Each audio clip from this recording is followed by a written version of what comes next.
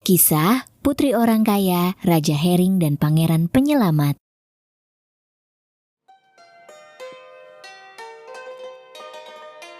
Pada suatu ketika, hidup orang kaya yang mempunyai seorang putri tunggal dan dia selalu membiarkan putrinya berdiam diri di rumah. Tetapi suatu hari putrinya merasa bosan, lalu dia meminta izin kepada ayahnya untuk pergi keluar.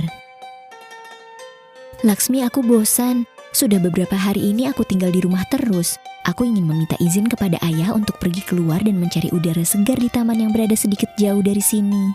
"Betul, Nona. Kamu pasti merasa bosan karena sudah berhari-hari di rumah terus. Dan ide bagus jika kau ingin meminta izin pada Tuan untuk pergi ke taman."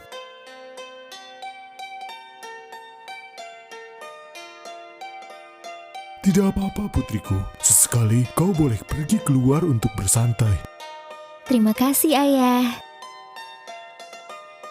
Orang kaya itu mengizinkan putrinya untuk pergi, tetapi dia juga memerintah pelayan dan pengawal untuk melindungi anaknya tersebut. Sang putri juga memiliki seekor anjing hitam yang besar. Anjingnya sangat pintar.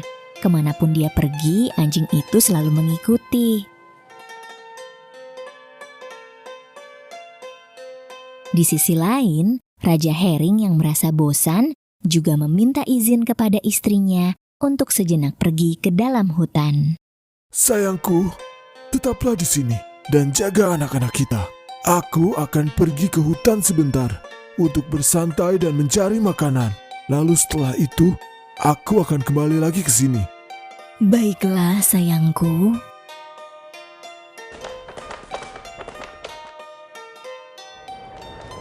Kemudian Raja Hering pun pergi bersama pasukannya ke dalam hutan untuk mencari bangkai yang bisa diambil dan dijadikan makanan.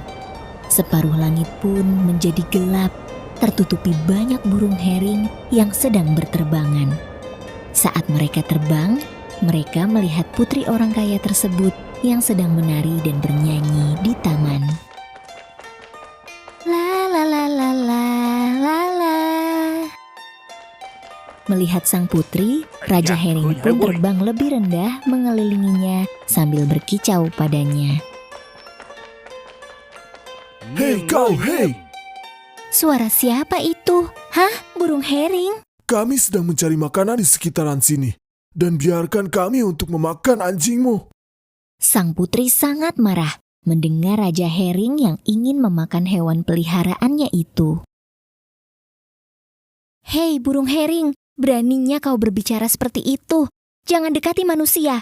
Kau itu burung pembawa sial bagi kami. Sebaiknya sekarang kau pergi." "Benar. Dari mana burung hering itu berasal? Beraninya dia berbicara seperti itu." Mendengar perkataan sang putri, Raja Hering menjadi marah. Namun dia tidak tahu harus berbuat apa, sehingga dia pun kembali pulang.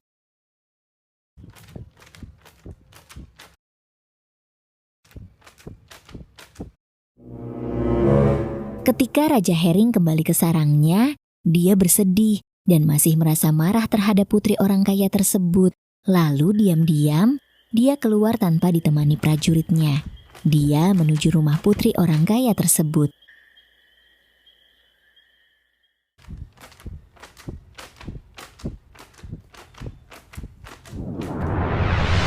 Sesampainya di rumah yang dia tuju, Raja Hering pun merubah dirinya menjadi seorang lelaki yang tampan dan masuk ke dalam rumah orang kaya tersebut.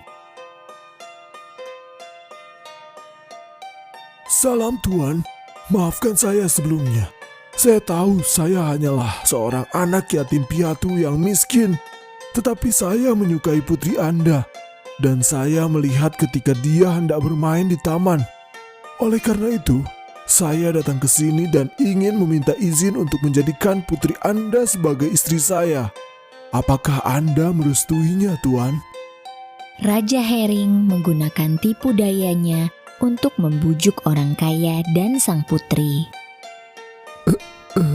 Baik, aku sangat tidak keberatan jika kau memang menyukai putriku.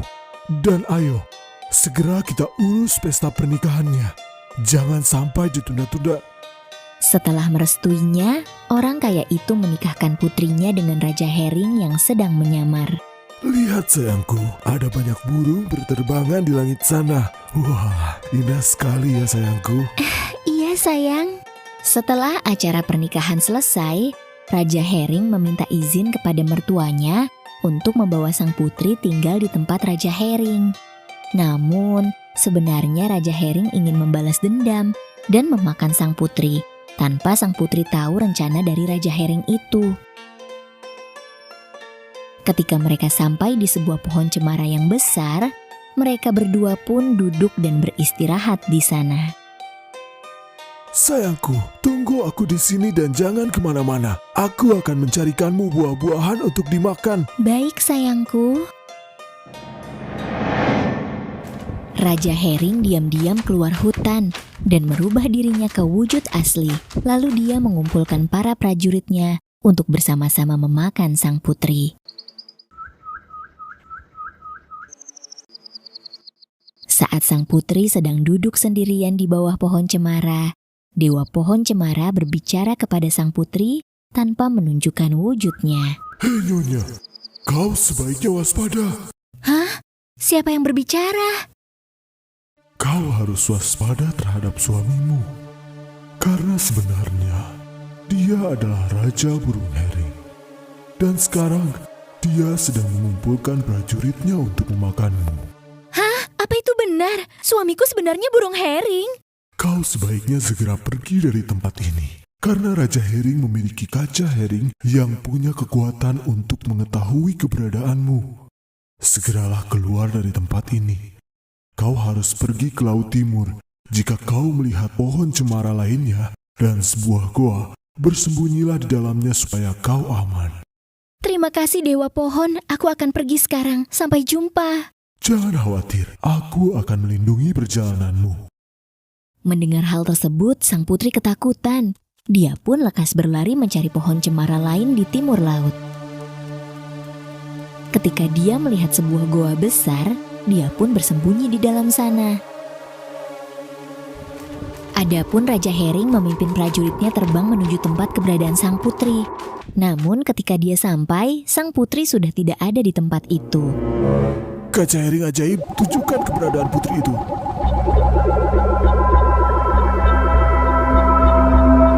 Dia menggunakan kaca heringnya dan melihat sang putri berlari ke arah timur laut. Oleh karena itu, dia dan prajuritnya pergi menuju pohon cemara di timur laut. Sesampainya di sana, mereka melihat sebuah goa yang besar. Namun dewa penjaga tempat itu menggunakan sihirnya untuk mendatangkan seekor laba-laba agar memasang jaringnya di pintu masuk goa, dan dia juga mendatangkan seekor tokek besar untuk berjaga di depan goa. Raja Hering tidak menemukan keberadaan sang putri. Dia malah bertengkar dengan tokek dan laba-laba. Hei, aku tahu ada seorang wanita yang datang ke sini. Di mana kalian menyembunyikannya? Bawa dia ke sini, supaya kami bisa memakannya. Atau kalau tidak, kalian yang akan kami makan. Cepat bawa dia ke sini. Kami tidak tahu.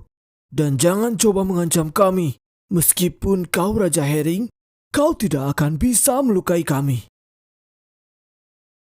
Karena perdebatan itu, suasana menjadi panas dan mereka pun berkelahi satu sama lain. Pada akhirnya, Raja Hering kalah dan kembali ke hutan.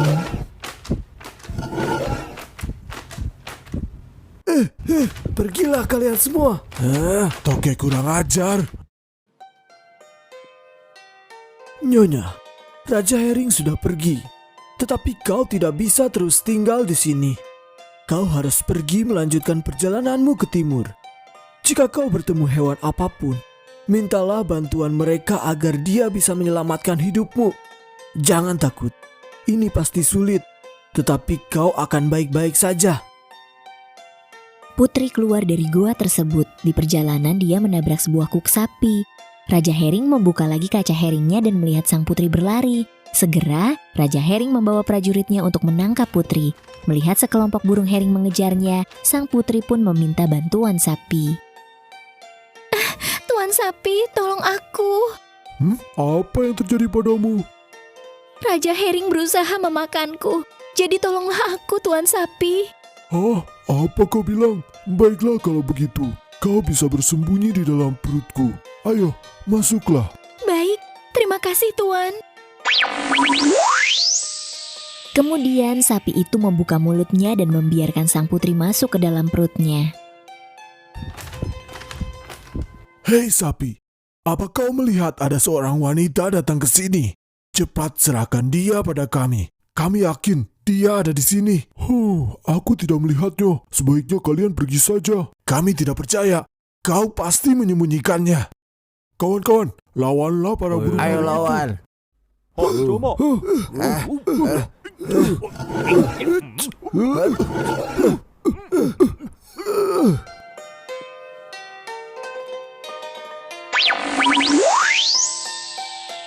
Tidak aman jika kau terus tinggal di sini.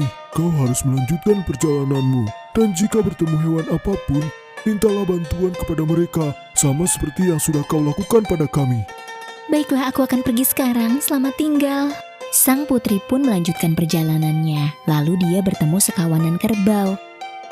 Raja Hering yang melihatnya melarikan diri bergegas Ayo kita untuk kejar dia. menangkapnya. Ketika Raja Hering hampir menyusulnya, sang putri pun meminta tolong kepada kerbau. Tuan Kerbau, tolong bantu aku.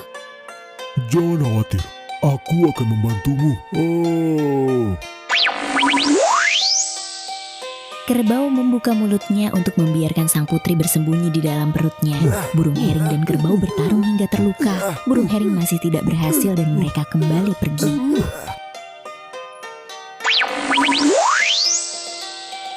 Terima kasih Tuan Kerbau. Kemudian sang putri melanjutkan perjalanan dan bertemu dengan seekor gajah. Lalu dia pun melakukan hal yang sama kepada gajah. Tuan Gajah, tolong bantu aku. Kali ini, Raja Hering datang dengan pasukan dalam jumlah banyak. Begitupun dengan gajah dan kawanannya. Burung Hering terluka, begitu pula gajah. Namun, karena lebih banyak burung Hering yang mati dan terluka daripada gajah, Raja Hering kesal dan kembali ke tempatnya. Lalu gajah memuntahkan sang putri. Sekarang, lanjutkanlah perjalananmu. Kau akan bertemu seseorang yang akan menyelamatkanmu nanti. Terima kasih banyak Tuan Gajah, selamat tinggal. Mendengar hal itu, dia bergegas pergi dan bertemu dengan seorang pelayan dari petapa bernama Daman. Saat itu, Daman sedang memetik bunga untuk majikannya. Ada seseorang di depan. Aduh gawat, Raja Hering akan segera datang. Biar aku petik bunga yang ini. Bunga-bunga yang sangat indah. Tolong aku. Aduh, au. Sedang Daman yang sibuk memetik buah-buahan liar, sang putri berlari dan terjebak di atas bata suci yang dibuat oleh sang petapa. Para burung Hering menyerangnya hingga dia tak sadarkan diri.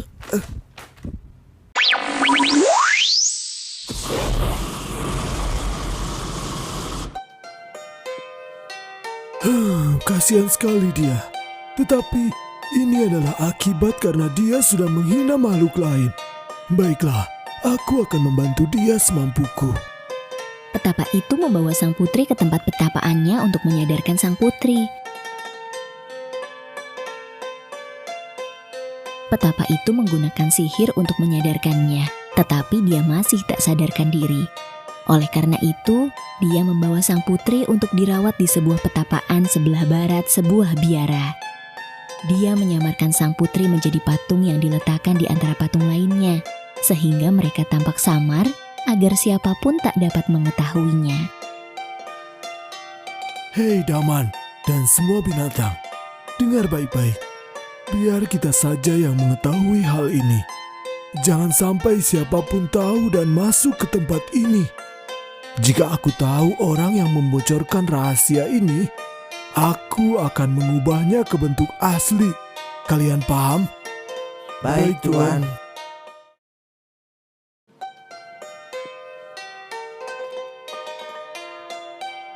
Aku pamit pergi ya.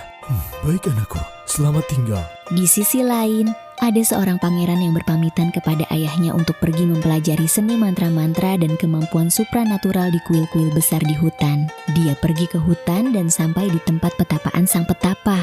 Petapa yang melihat kedatangan sang pangeran langsung membakarnya hingga dia hampir mati. Apa itu? Tidak!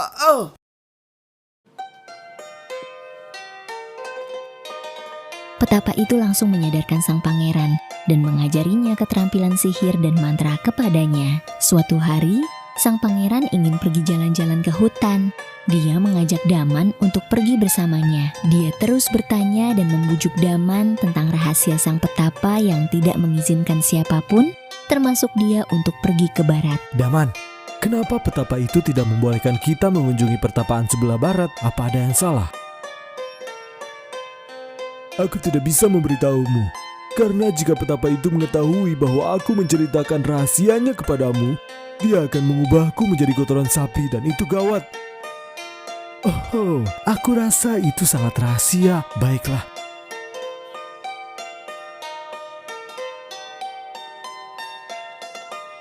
Hei monyet, bangau, gagak, dan pelikan. Ada yang mau memberitahuku tentang rahasia itu? Jika kalian memberitahuku, aku akan memberikan kalian makanan setiap hari. Aku tidak tahu. Aku takut petapa tahu bahwa aku menceritakannya padamu. Kami tidak tahu. Beritahukan ini kepadamu. Tak ada satupun hewan yang berani bercerita, tapi suatu hari pelikan diam-diam mau menceritakan hal tersebut kepada pangeran. Jika aku memberitahukan rahasianya pada pangeran, aku bisa mendapatkan makanan yang enak. Baiklah.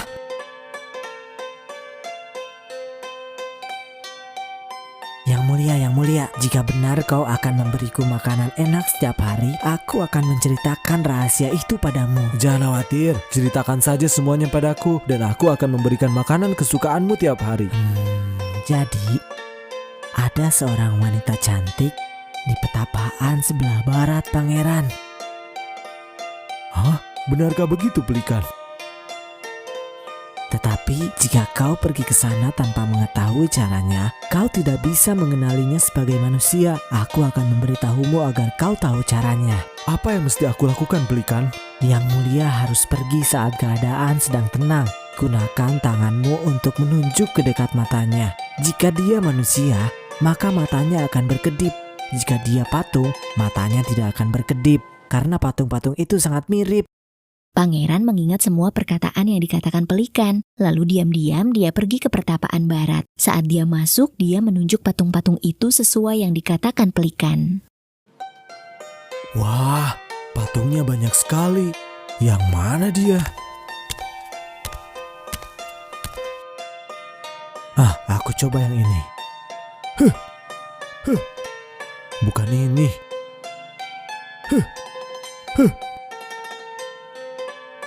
Ini juga bukan. Baiklah, aku coba yang ini. Bukan juga. Sekarang yang ini. Ini dia. Seperti yang pernah dikatakan gajah sebelumnya tentang seseorang yang akan menyelamatkan dia, sang putri pun akhirnya kembali. Wah, dia cantik sekali. Terima kasih yang mulia karena kau telah membantuku untuk sadar dan kembali. Ketika sang pangeran melihat kecantikan sang putri, dia pun langsung jatuh cinta dan melanggar ucapan sang petapa itu. Belakangan, sang petapa mengetahui hal tersebut, lalu dia bertanya kepada Daman dan para hewan. Kalian semua berani sekali melanggar perkataanku. Bersiaplah untuk menerima hukuman. Siapa yang memberitahu pangeran tentang rahasia ini? Saya tidak memberitahunya. Bukan saya. Ya Tuhan, gawat. Bisa celaka aku. Semuanya mengatakan tidak tahu. Namun, sang petapa curiga kepada pelikan. Baiklah, pelikan. Apa kau memberitahu pangeran tentang rahasia ini?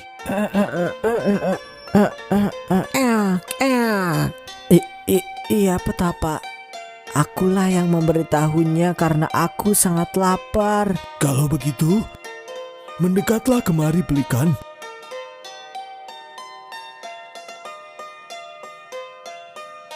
Petapa, tolong jangan sakiti aku. Aku tahu aku salah.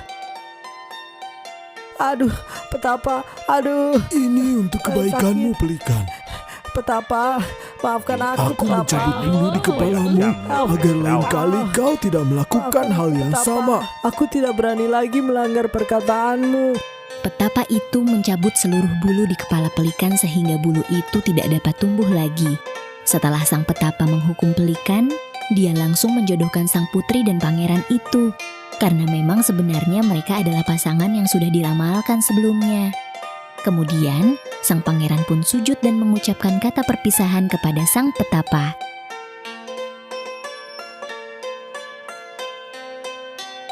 Oleh karena itu, alasan kenapa sampai saat ini burung pelikan tidak mempunyai bulu di bagian kepalanya.